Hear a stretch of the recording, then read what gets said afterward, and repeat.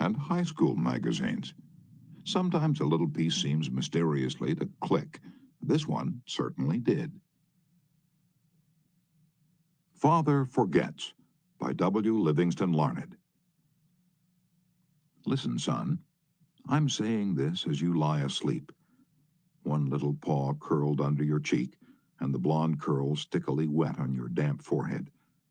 I have stolen into your room alone. Just a few minutes ago, as I sat reading my paper in the library, a stifling wave of remorse swept over me. Guiltily, I came to your bedside. These are the things I was thinking, son. I had been cross to you. I scolded you as you were dressing for school because you gave your face merely a dab with a towel. I took you to task for not cleaning your shoes. I called out angrily when you threw some of your things on the floor. At breakfast, I found fault, too. You spilled things. You gulped down your food. You put your elbows on the table. You spread butter too thick on your bread. And as you started off to play and I made for my train, you turned and waved a hand and called, "Goodbye, Daddy." And I frowned and said in reply, "Hold your shoulders back." Then it began all over again in the late afternoon. As I came up the road, I spied you down on your knees, playing marbles. There were holes in your stockings. I humiliated you before your boyfriends by marching you ahead of me to the house. Stockings were expensive, and if you had to buy them, you'd be more careful. Imagine that, son, from a father. Do you remember later, when I was reading in the library, how you came in timidly with a sort of hurt look in your eyes? When I glanced up over my paper, impatient at the interruption, you hesitated at the door. "What is it you want?" I snapped. You said nothing, but ran across in one tempestuous plunge and threw your arms around my neck and kissed me, and your small arms tightened with an affection that God had set blooming in your heart and which even neglect could not wither. And then you were gone, pattering up the stairs. Well, son, it was shortly afterwards that my paper slipped from my hands and a terrible, sickening fear came over me. What has habit been doing to me? The habit of finding fault, of reprimanding. This was my reward to you for being a boy. It was not that I did not love you. It was that I expected too much of youth. I was measuring you by the yardstick of my own years. And there was so much that was good and fine and true in your character. The little heart of you was as big as the dawn itself over the wide hills. This was shown by your spontaneous impulse to rush in and kiss me goodnight. Nothing else matters tonight, son. I have come to your bedside in the darkness, and I have knelt there ashamed. It is a feeble atonement. I know you would not understand these things if I told them to you during your waking hours, but tomorrow I will be a real daddy. I will chum with you and suffer when you suffer and laugh when you laugh. I will bite my tongue when impatient words come. I will keep saying, as if it were a ritual, "He is nothing but a boy, a little boy." I am afraid I have visualized you as a man, yet as I see you now, son, crumpled and weary in your cot, I see that you are still a baby. Yesterday you were in your mother's arms, your head on her shoulder. I have asked too much. Too much. Instead of condemning people, let's try to understand them. Let's try to figure out why they do what they do. That's a lot more profitable and intriguing than criticism, and it breeds sympathy, tolerance, and kindness. To know all is to forgive all. As Dr. Johnson said, God himself, sir, does not propose to judge man until the end of his days. Why should you and I? Principle 1. Don't criticize, condemn, or complain. Chapter 2. The Big Secret of Dealing with People.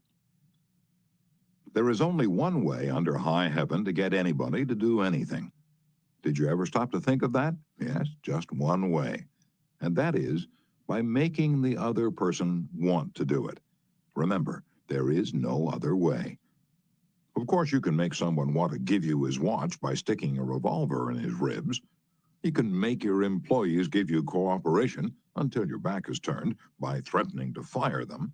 You can make a child do what you want it to do by a whip or a threat, but these crude methods have sharply undesirable repercussions.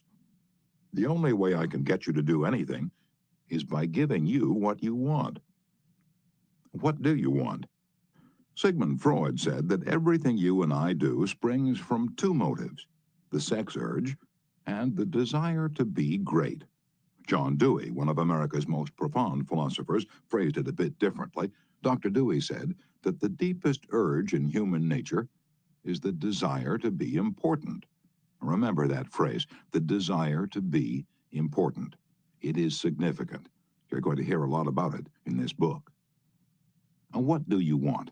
Well, not many things, but the few things that you do wish you crave with an insistence that will not be denied.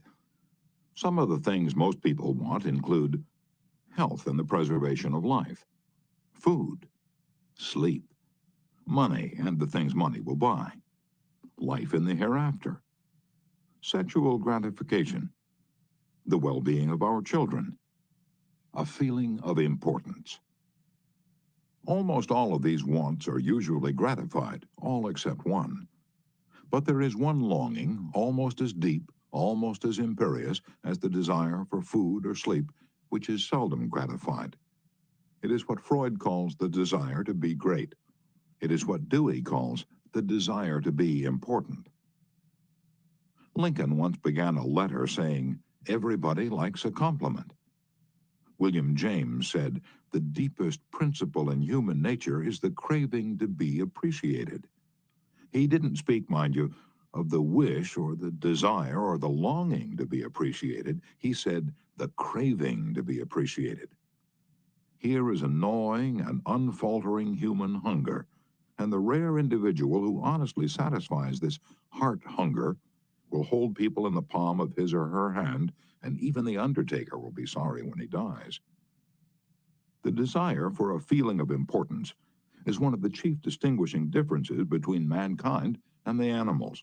To illustrate, when I was a farm boy out in Missouri, my father bred fine Duroc Jersey hogs and pedigreed white-faced cattle.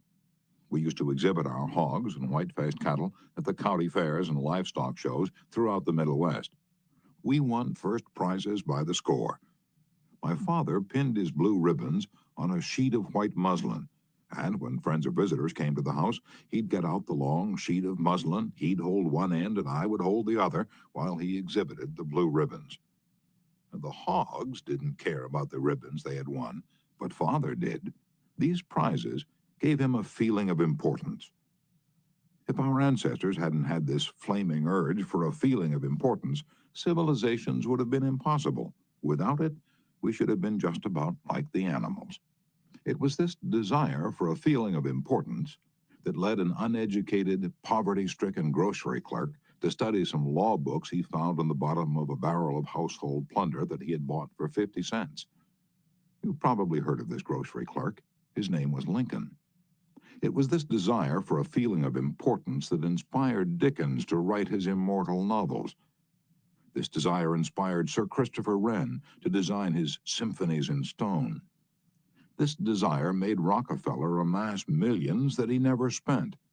And this same desire made the richest family in your town build a house far too large for its requirements. This desire makes you want to wear the latest styles, drive the latest cars, and talk about your brilliant children.